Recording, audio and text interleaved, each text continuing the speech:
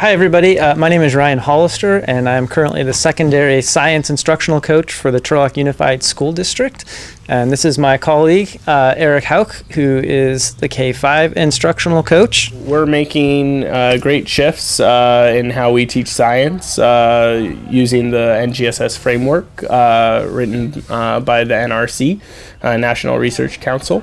And it signals one of the greatest shifts, at least we've seen in the last 20 years, of how to get students to engage in science practices rather than just memorizing science.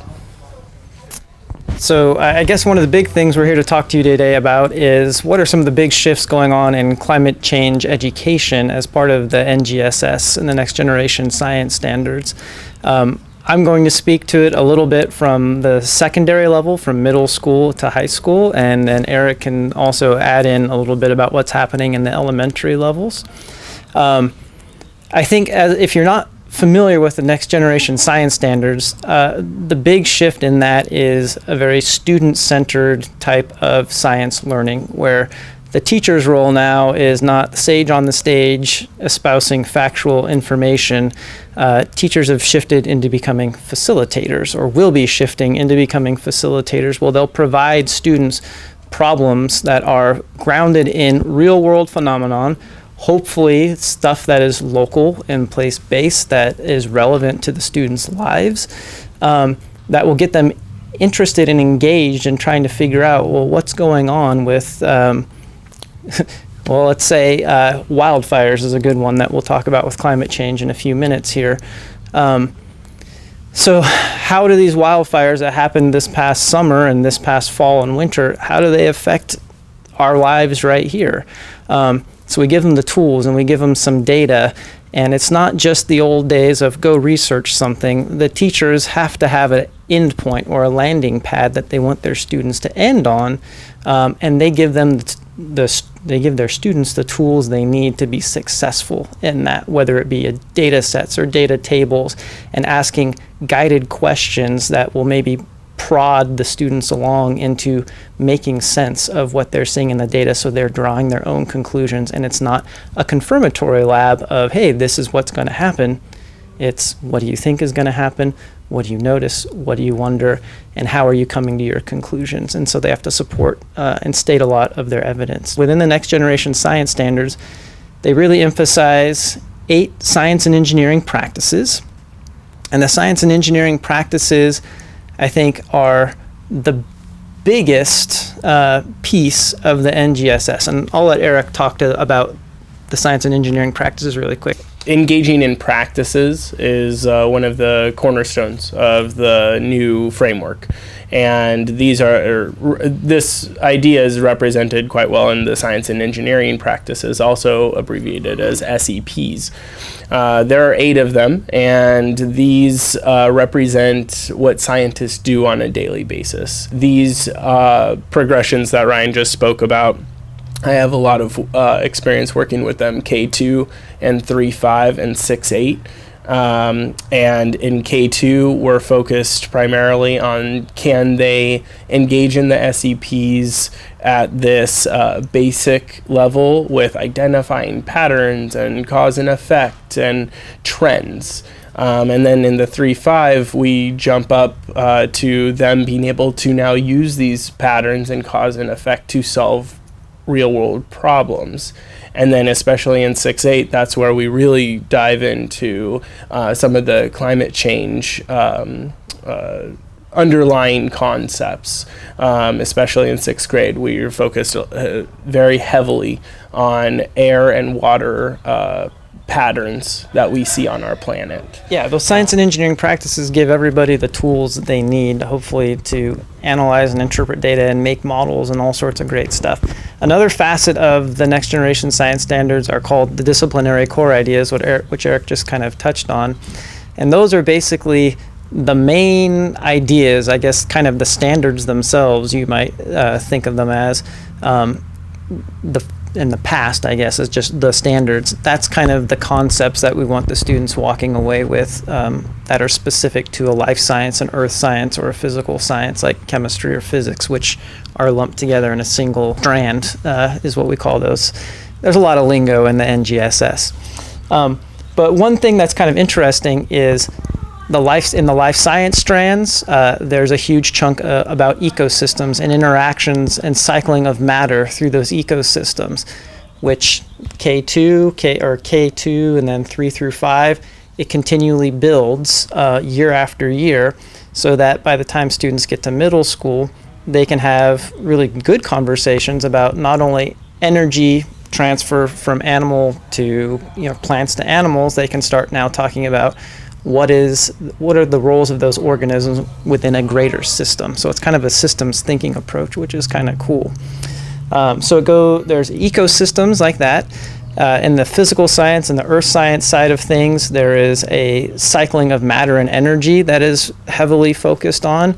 By the time it gets to high school, that's kind of the culmination of that's where you really get into the climate change issues of how does the cycling of matter, the carbon cycle, affect climate change? What is the role of carbon? How does that change occur over time? Is it fast? Is it slow? What's some previous evidence that we've seen that might support these claims that we're looking at? To kind of demonstrate just how intertwined all of these strands are between physical science, life science, and earth science, which is kind of one of the big tenets of NGSS, is combining all of these strands into solving a whole systems-wide problem. Eric has a little demonstration here about the physics and how the physics can affect climate change, and this is be 4th grade in the Turlock school districts that Eric developed. Well, thank you for that great introduction on how intertwined the different subjects are. And this demonstration uses a radiometer.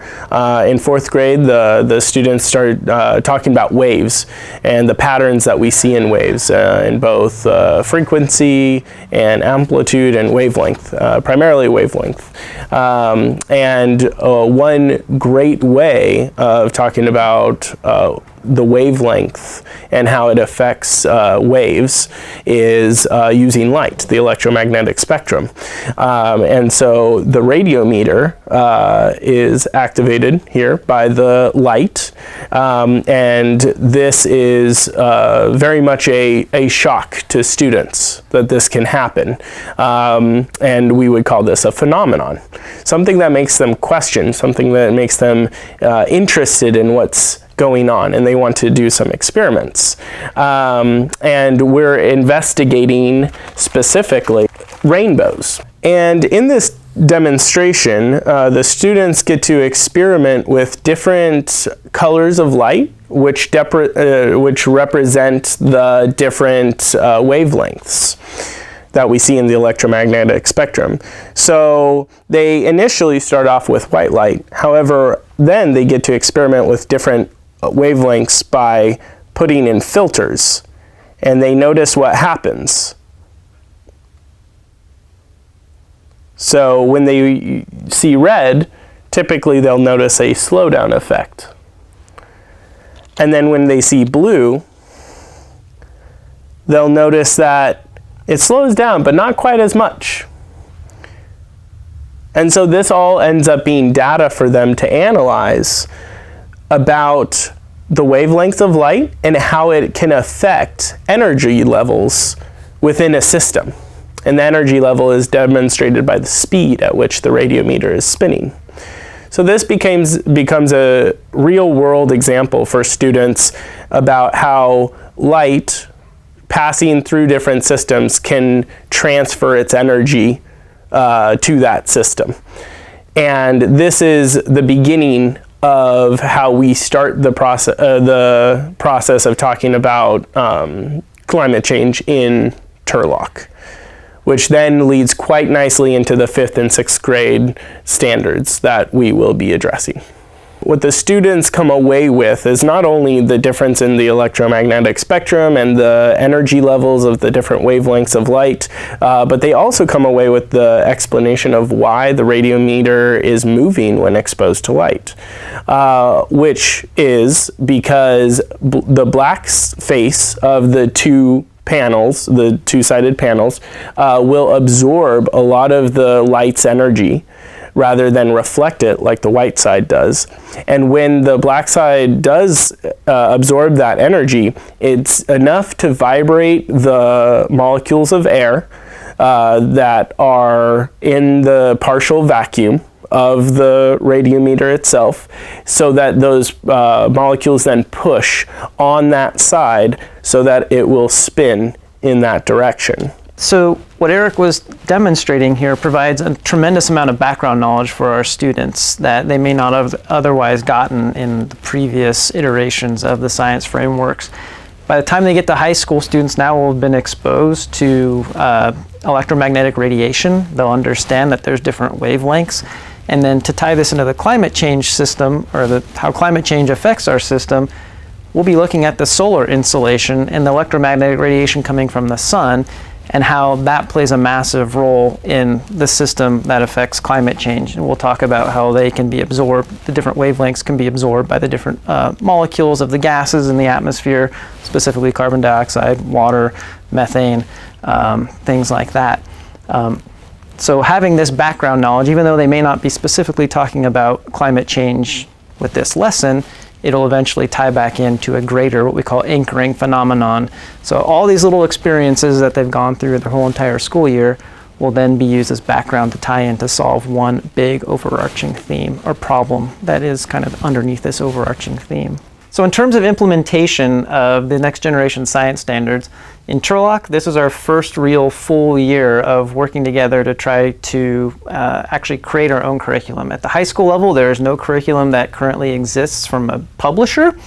So we see this as an opportunity to create lots of localized phenomenon that are relevant to our students, that have everyday meaning to them, that are not just some generic examples provided in a textbook that's sold to the entire United States. The downside and the drawback to this is the teachers have had to work exceptionally hard this year and collaborate for huge amounts of time to come up with even a couple new lessons at a time. There's countless, hundreds of hours it seems like have gone in to just create a quarter-long unit. So teachers are a little bit tired.